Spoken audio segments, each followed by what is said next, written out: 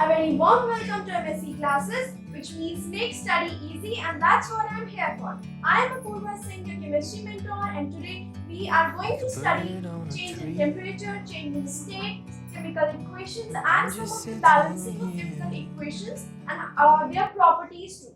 So, heading towards our very first topic, which is change in temperature. In our previous video, we studied about the formation of precipitate, evolution of gases, and these were the remaining properties. So let's head towards it. Our very first example is when quicklime reacts with water, slaked lime is formed and energy is released.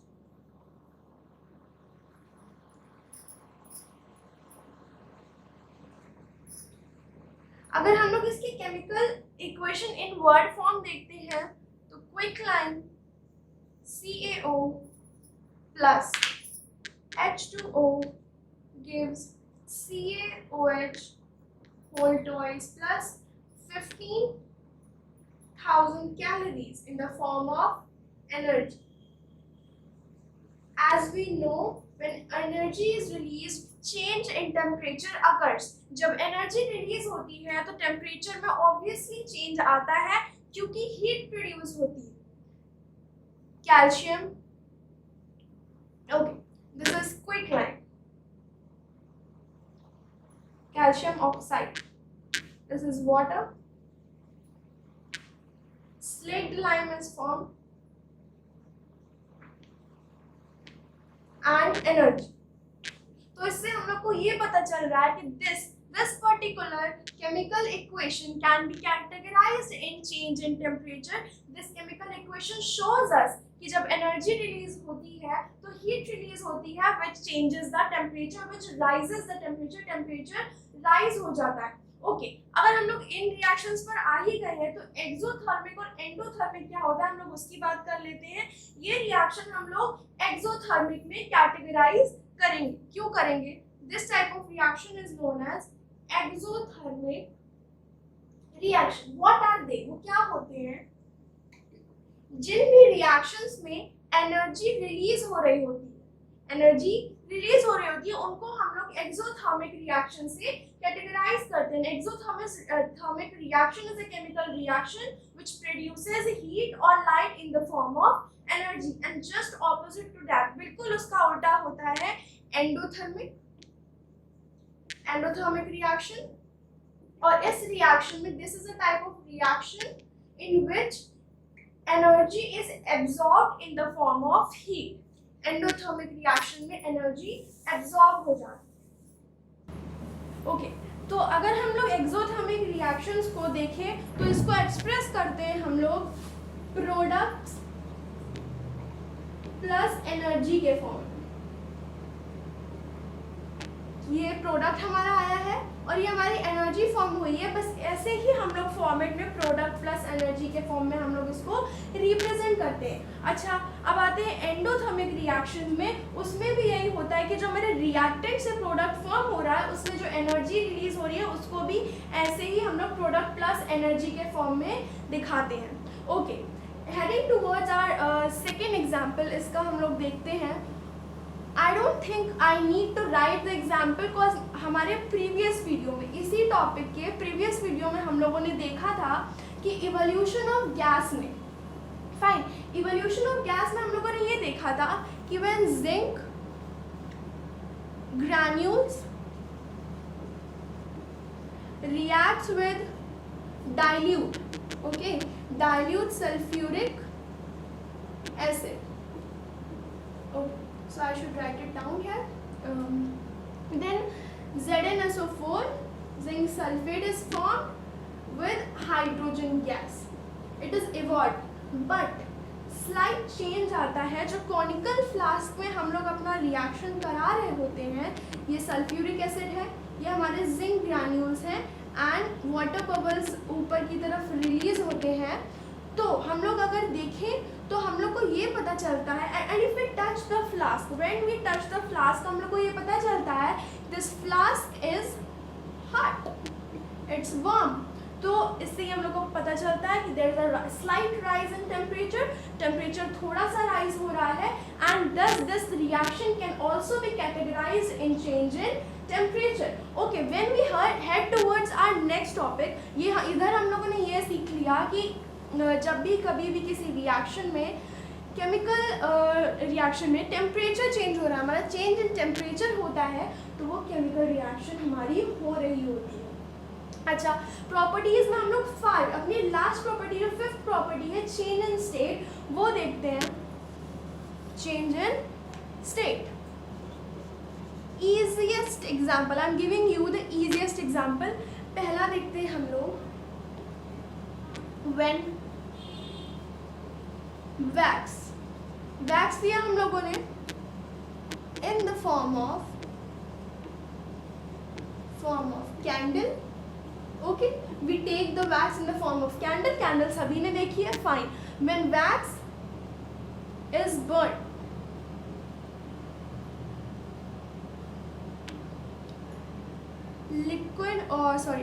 water in the form of liquid and CO2, carbon dioxide in the form of gas, carbon dioxide is formed। Carbon dioxide हमारी form होती है। आइए देखते हैं कैसे। Wax हमारी क्या थी, वैक्स क्या होती है, ऑब्वियसली सॉलिड होती है, इट इज सॉलिड। और हम लोग पढ़ रहे हैं चेंज इन स्टेट, इससे हम लोग को ये पता चलने वाला है कि कुछ केमिकल रिएक्शंस में, some of the chemical reactions the change in state occurs and thus they can be categorized in under change in state। Okay, wax हमारा क्या था, सॉलिड था। फॉर्म क्या हुआ, कंबशन के बाद। ये वैक्स का क्या हो रहा है, कंबशन हो रहा है। when we burn something it is known as combustion। Okay, so wax हमारा सॉलिड था, फॉर्म हुआ हमारा water which turns into liquid, and then we will get our carbon dioxide, that is CO2, and it is gaseous in form। तो हमें इससे ये पता चल रहा है कि जब चेंज इन स्टेट होता है तो किसी भी रिएक्शन में अगर कोई रिएक्टेंट है उसका स्टेट धीरे धीरे चेंज होता है। जैसे वैक्स था वो सॉलिड फॉर्म में आया, सॉलिड से लिक्विड में आया, जब वाटर बना, एंड जब CO2 में चेंज हुआ देन CO2 भी रिलीज हुई, देन गैस आई। फाइन, ओके, ये था हमारा change in state. This means during the combustion of a wax state is changed. Okay, heading towards our next topic which is chemical equations. ये बहुत ही नया topic नहीं कह सकते हैं क्योंकि केमिकल इक्वेशंस हम लोगों ने पूरे चैप्टर में पढ़ी है अभी तक।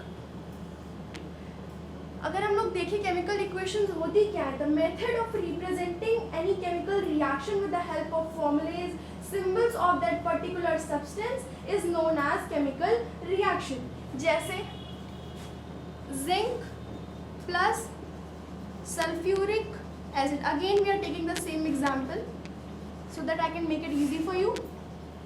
zinc and sulfuric acid gives zinc sulfate plus hydrogen। okay, that gives, अगर हम लोग इस केमिकल, ये हमारी केमिकल रिएक्शन हो गई क्योंकि ये वर्ड फॉर्म में है। ओके, अगर हम लोग इसको केमिकल इक्वेशन में चेंज करना चाहें तो Zn का जो सिंबल होगा वो होगा, सॉरी, जिंक का सिंबल होगा Zn, sulphuric acid dilute. Okay, तो will write it H2SO4 in dilute form, zinc sulphate ZnSO4 plus H2। Okay, ये हमारा क्या हो गया, रिएक्टेंट हो गया, reactants हो गए, and these are our products। okay, so chemical equations का हम लोग ऐसे इन reaction से equation में change कर सकते हैं। अगर देखा जाए तो ये chemical equation कहलाएगी। ओके, अब आगे हम लोग बैलेंस्ड और अनबैलेंस्ड केमिकल इक्वेशन में, वो हम लोग इसी टॉपिक से समझेंगे कि बैलेंस्ड केमिकल इक्वेशन कैसी होती है और अनबैलेंस्ड केमिकल इक्वेशन कैसी होती है।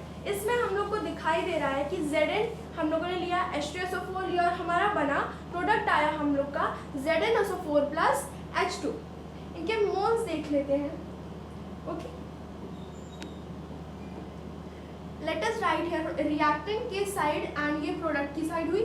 रिएक्टेंट्स में हमारे पास Zn है, H2 है, S है एंड O है।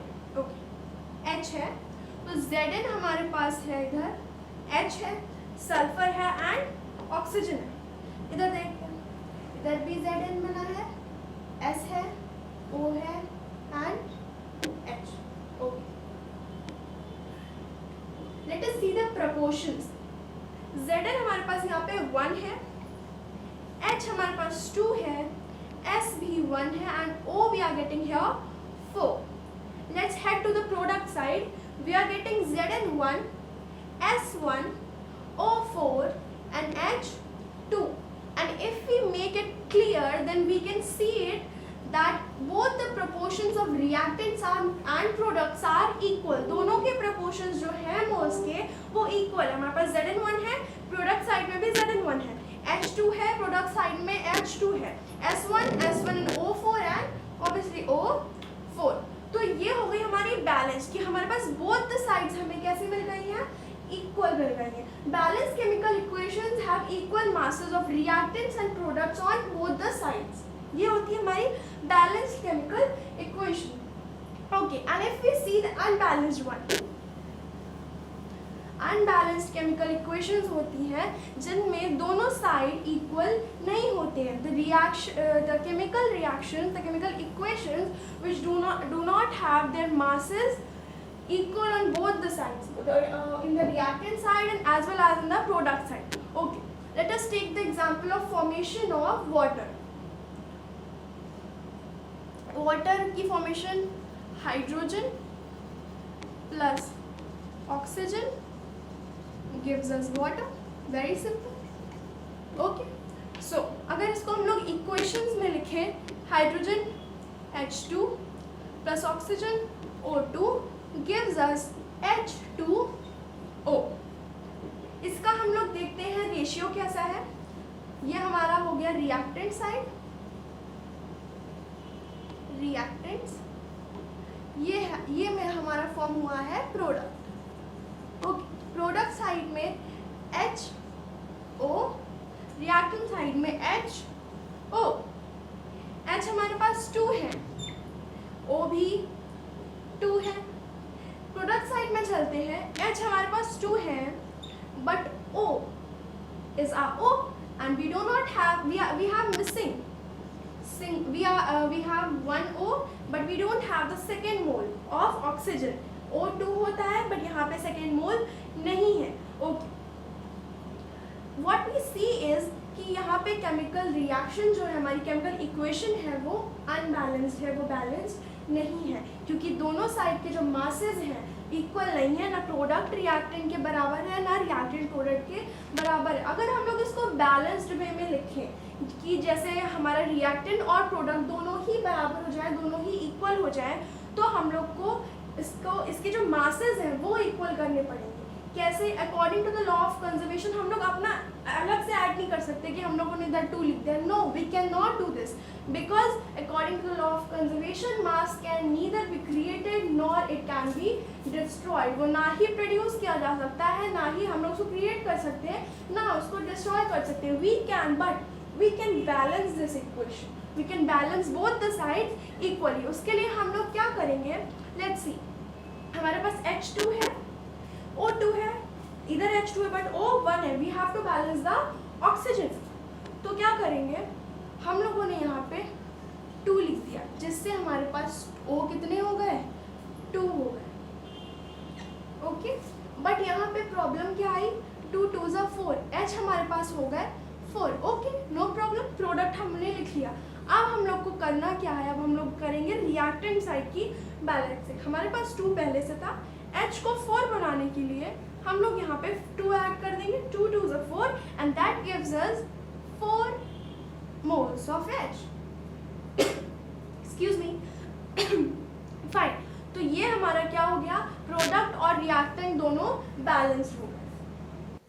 तो अब हम लोग हमारे आगे टॉपिक पे देखते हैं, मेक इक्वेशंस मोर इन्फॉर्मेटिव. ये जो केमिकल इक्वेशंस लिखा है ये हम लोग लिख तो देते हैं, इनको इन्फॉर्मेटिव कैसे बनाए. इन्फॉर्मेटिव से मेरा मतलब ये था कि इस केमिकल इक्वेशन को आपने लिख दिया, it should make sense that what ever the reaction is going on, कोई भी रिएक्शन जिसमें उसमें क्या क्या हो रहा है वो सब उस एक केमिकल इक्वेशन के द्वारा हम लोग को पता चलना चाहिए.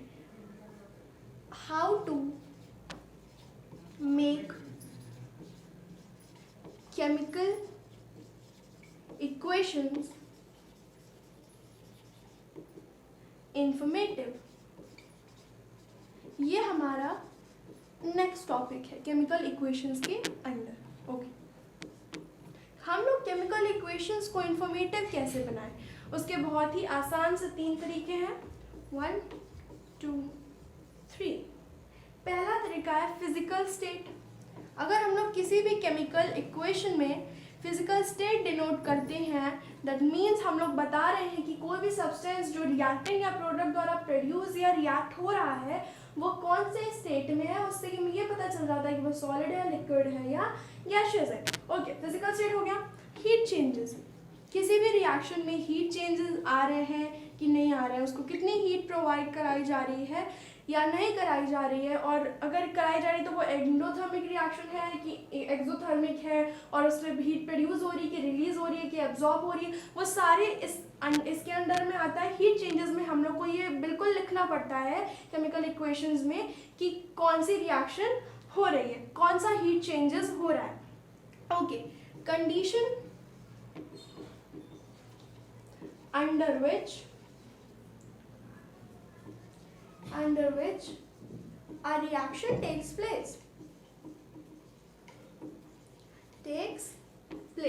कौन से कंडीशन के अंदर एक रिएक्शन टेक प्लेस हो रहा है, कि बेसिकली इसमें आता है कि हम लोग कौन सा कैटलिस्ट यूज कर रहे हैं, कितनी हीट दी जा रही है, कितना टेम्परेचर पे रिएक्शन हो रहा है. ये सारी जितनी भी चीज़ें आती हैं वो कंडीशन पे आती हैं ऑब्वियसली, क्योंकि हम लोग एक उसको कंडीशन दे रहे हैं कि इस कंडीशन पे रिएक्शन होनी चाहिए. ओके, हम लोग अगर फिजिकल स्टेट के बारे में देखते हैं तो फिजिकल स्टेट में हम लोग को क्या पता चलता है कि हम लोगों को हमारे फिजिकल स्टेट्स लिखने हैं. Okay, let's take one example of physical state. Okay, तो हम लोग फिजिकल स्टेट का हमारा पहला एग्जांपल देखते हैं. अगर हम लोग एग्जांपल की बात करते तो बहुत ही इजी एग्जांपल ले लेते हैं. एक बार जस्ट हम लोग को फिजिकल स्टेट देखना है कि हम लोग लिखते कैसे हैं. Zn plus H2SO4 gives ZnSO4 plus H2. Very easy example. Zn हम लोग ग्रैन्यूल्स के फॉर्म में ले रहे थे, छोटे छोटे ग्रैन्यूल्स, तो ये होगा सॉलिड. ओके, और हम लोग लिख देंगे इधर जिंक ऑब्वियसली, क्योंकि हम लोगों को नाम लिखना पड़ेगा तभी हम लोग को पता चलेगा कि Zn से हम लोग जिंक को डिनोट कर रहे हैं. ऑब्वियसली पता है, बट फिर भी to make the chemical equation informative we have to write each and every detail of the chemical reaction going on. Okay, H2SO4 हम लोग डाइल्यूट फॉर्म में लेते हैं, लिक्विड फॉर्म में. Okay, this is sulphuric acid, sulphuric acid. ZnSO4 बनता है हमारा. Okay,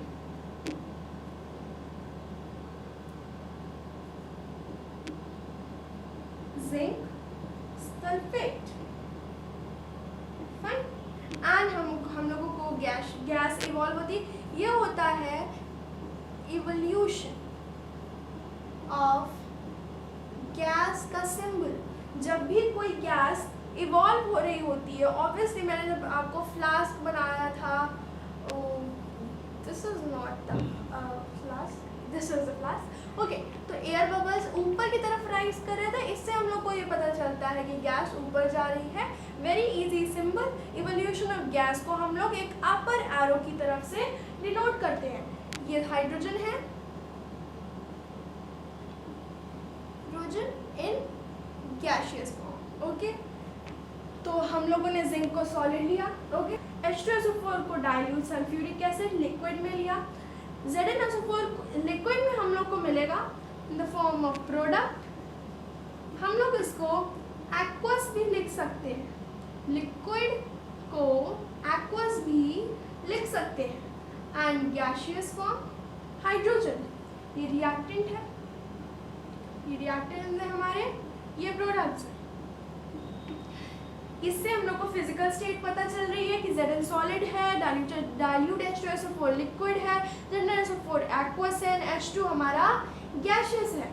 ठीक, अगर हम लोग इसका सेकेंड एग्जांपल देखें, CaOH whole twice when reacts with CO2 gives CaCO3, okay, and water. When CaOH whole twice when lime water reacts with CO2 carbon dioxide, okay, when this reacts with carbon dioxide,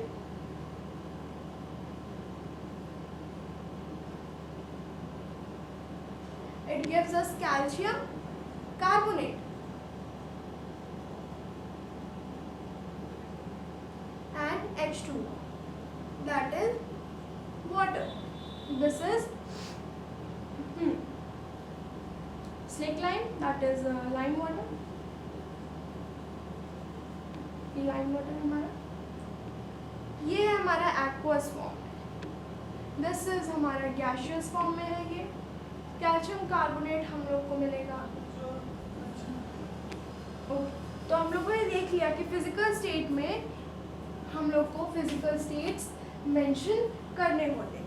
fine, इसमें क्या होता है, एक और हम लोग mention कर सकते हैं कि अगर भी किसी भी रिएक्शन में प्रेसिपिटेट का फॉर्मेशन होता है, हमारे पिछले वीडियो में देखा था फॉर्मेशन ऑफ प्रेसिपिटेट, किसी भी रिएक्शन में अगर फॉर्मेशन ऑफ प्रेसिपिटेट होता है, that is very necessary to mention here. Okay, so calcium carbonate as a PPT बचता है precipitate. we'll write it here, it is a PPT which is in white powder. white powdered form में जो PPT मिलता है, तो इससे हम लोग को ये पता चल रहा है कि सॉलिड में है. white powdered form में हम लोग को प्रेसिपिटेट मिल रहा है, वाटर मिल रहा है हम लोग को लिक्विड स्टेट में. I am so sorry. Okay, liquid state में मिल रहा है.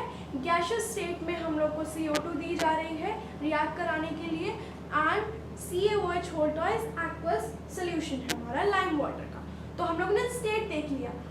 इससे हम लोग को ये पता चल गया कि हम लोग सबके स्टेट मेंशन करना, सबका जो नेम होता है वो मेंशन करना, प्रेसिपिटेट अगर फॉर्म हो रहा है वो मेंशन करना. It is very important in a chemical equation to make it more informative.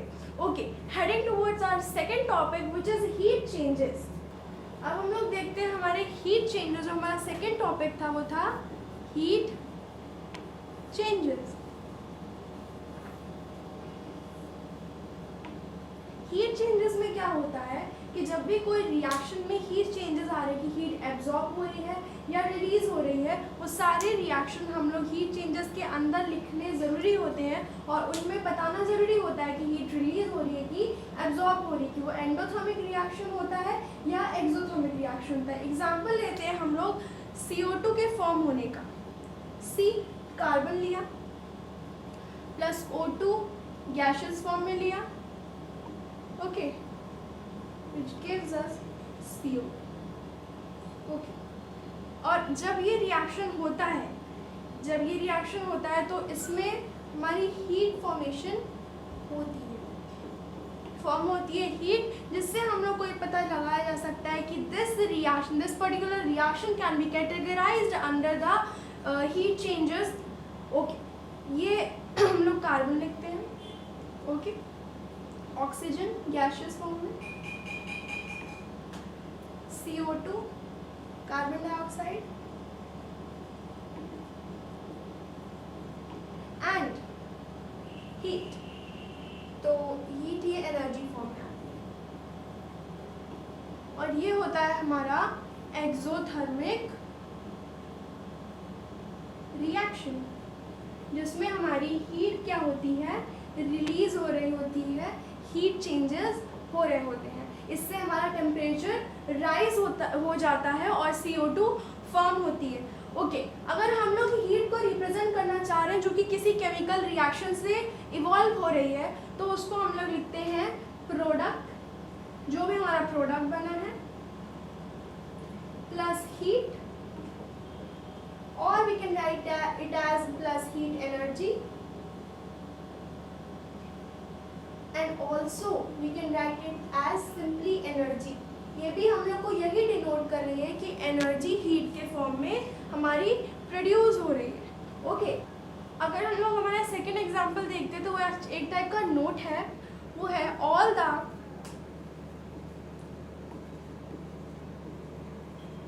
combustion reactions are exothermic reactions। जितने भी हमारे combustion reactions होते हैं वो exothermic reaction होते हैं। जैसे एग्जाम्पल है combustion और burning of wood, coal, petrol, kerosene etcetera. Okay, जितने भी केमिकल रिएक्शन होते हैं जिनमें कंबशन हो रही होती है, बर्निंग हो रही होती है, burning of any substances known as combustion, and combustion जो हो रही होती है, उसमें हम लोग को ये पता चलता है कि अगर कंबशन हो रही है तो वो सारे के सारे एक्सोथर्मिक रिएक्शंस हो रहे हैं, क्योंकि व्हेन समथिंग इज बर्न, वो कुछ भी हम लोग जलाते हैं तो उससे हीट प्रोड्यूस होती है, and heat is a form of energy which leads us to the conclusion that all the combustion reactions are exothermic reactions। अगर हम लोग दूसरे टाइप के रिएक्शन देखें जो कि एंडोथर्मिक होते हैं हीट चेंजेस में, हीट चेंजेस में जो रिएक्शंस एंडोथर्मिक होते हैं, जो हीट एब्जॉर्ब करते हैं, we have to give them a certain kind of temperature to react। For example, heat changes में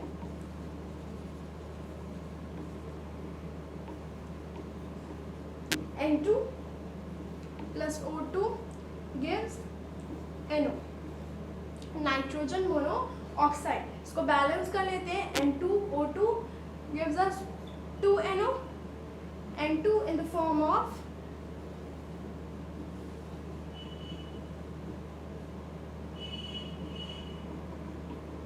नाइट्रोजन मोनोऑक्साइड। इसको हम लोग क्या करते हैं, हीट करते हैं। This is the symbol of delta. इसको हीट के सिंबल से हम लोग डिनोट करते हैं। इसको हम लोग अप्रॉक्स 3000 डिग्री सेल्सियस में जब हीट करेंगे तो हमारा नाइट्रोजन मोनोऑक्साइड फॉर्म होगा। Nitrogen when reacts with oxygen, when we give heat approx 3000 degree Celsius, जब बहुत ही ज़्यादा हाई टेम्परेचर में दोनों को हीट किया जाता है तो नाइट्रोजन मोनोऑक्साइड हम लोग को एज अ प्रोडक्ट मिलता है। लेकिन जो हीट होती है हमारी, ये जो हीट होती है, ओके, ये हो जाती है एब्जॉर्ब, ये रिलीज नहीं होती है। That is why these type of chemical reactions are termed as endothermic. ये सारे केमिकल रिएक्शन एंडोथर्मिक रिएक्शंस के फॉर्म में टर्म किए जाते हैं क्योंकि ये हीट एब्जॉर्ब करते हैं। ओके, जब एंडोथर्मिक रिएक्शंस होती हैं तो हीट चेंजेस में हम लोग जब एक्सोथर्मिक हो रही होती थी तो हम लोग प्रोडक्ट साइड में प्लस हीट एनर्जी या प्लस एनर्जी लिखते थे, जिससे हम लोग को ये डिनोट हो पाए कि हीट एनर्जी रिलीज हो रही है। लेकिन हीट एनर्जी एंडोथर्मिक के केस में क्या होता है, हम लोग रिएक्टेंट लिखते हैं, रिएक्टेंट, या तो फिर हम लोग डेल्टा का सिंबल बना के हीट डिनोट कर देते हैं, एंड अगर रिएक्टेंट लिखते हैं तो रिएक्टेंट के साथ हीट प्लस हीट एनर्जी और प्लस एनर्जी। ओके, यहाँ पे क्या होता है, जब कोई भी हीट एनर्जी एब्जॉर्ब हो रही होती है तो इससे हम लोग को पता चलता है कि कोई भी डीकम्पोजिशन रिएक्शन जब होती है When any decomposition reaction takes place, then it is a form of endothermic reaction. कोई भी डिकम्पोजिशन रिएक्शन होती है, जब कोई चीज़ हम लोग तोड़ देते हैं, डिकम्पोज कर देते हैं, वो हमारी कैसी फॉर्म होती है? एंडोथर्मिक. क्योंकि किसी चीज़ को डिकम्पोज करने के लिए we need heat, but the product form does not release heat. और जो प्रोडक्ट फॉर्म होता है वो हीट रिलीज नहीं करता है. इससे हम लोग को ये पता चलता है कि जो कोई भी डिकम्पोजिशन रिएक्शन है वो एंडोथर्मिक होती है. Okay, let's take an example.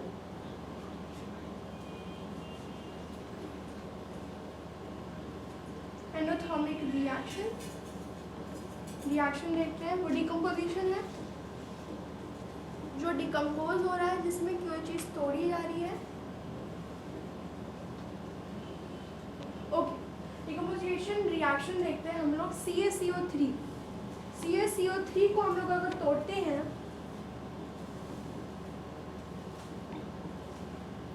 CaCO3 को हम लोगों ने तोड़ा, it gives us CaO,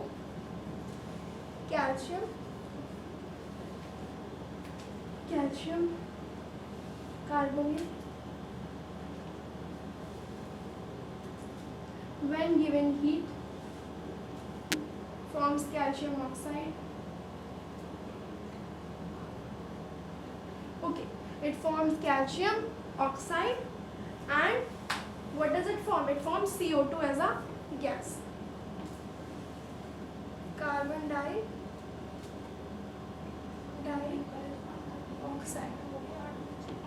okay, heat changes में हम लोग को ये पता चला कि एंडोथर्मिक रिएक्शन जो होते हैं वो डिकम्पोजिशन रिएक्शन होते हैं.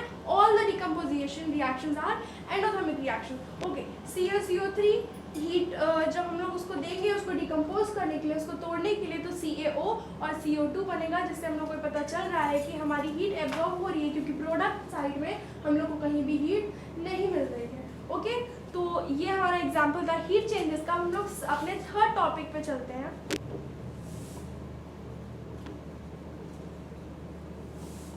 Conditions involved under any chemical equation. कोई भी केमिकल इक्वेशन होती है, उसमें क्या क्या कंडीशन होती है. Directly we can take the example. पहला एग्जाम्पल हम लोग लेते हैं पोटेशियम क्लोरेट का, KClO3. ये लिया हम लोगों ने. इसको जब हम लोग हीट करेंगे in the presence of MnO2, ये हमारा कैटलिस्ट है.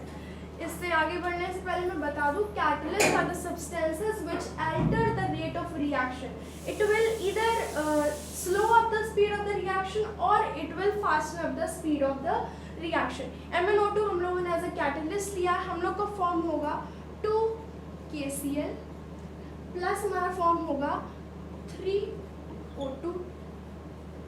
ओके, KClO3 लिया, इसको बैलेंस कर लिया. फाइन, तो हम लोग लिख लेते हैं potassium chloride just to make the potassium chloride, just to make the reaction, the equation more informative. Fine, ये 2KCl potassium chloride,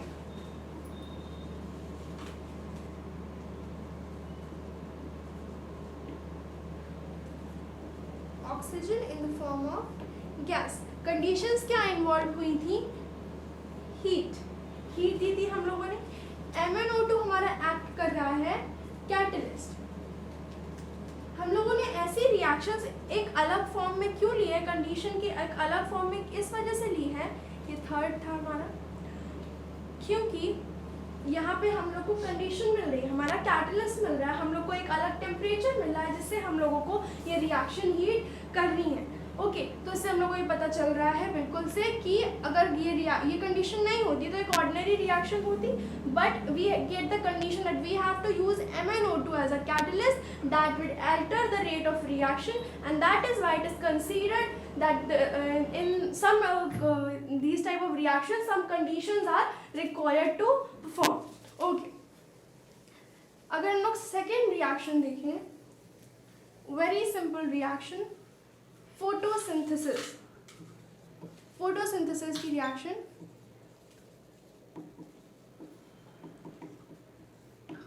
plants need CO2 plus water to form their food in the presence of sunlight and chlorophyll. Form क्या करते हैं वो लोग? Glucose, C6H12O6 plus form होता है O2, oxygen in the form of gas, 6O2, 6CO2 and 6H2. Okay, ये form हुआ हमारा, ये हमारा ग्लूकोज है, oxygen,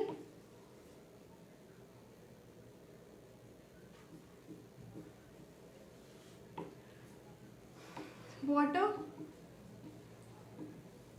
and they inhale carbon dioxide in order to make their food. So photosynthesis reaction में हम लोग को ये पता चल रहा है क्या क्या कंडीशंस यूज हो रही हैं. क्लोरोफिल की नीड है, सनलाइट की नीड है, तभी फोटोसिंथेसिस का रिएक्शन टेक प्लेस होता है. इसीलिए हम कुछ रिएक्शंस ऐसी होती हैं जिनमें हमें कंडीशंस की ज़रूरत पड़ती है. कुछ कंडीशन होती है, एक डिफरेंट टाइप का टेम्परेचर देना पड़ता है, डिफरेंट रेंज का टेम्परेचर देना पड़ता है, उसी तक उनको हीट करना पड़ता है. कुछ कैटलिस्ट यूज होते हैं to alter the rate of reaction and thus these reactions can be considered under conditions under which a reaction takes place. So that's it for today's video. Thank you for watching my video and we'll continue this chapter in the next video. Okay, thank you. Please do like, subscribe and share the video if you like it. Thank you very much.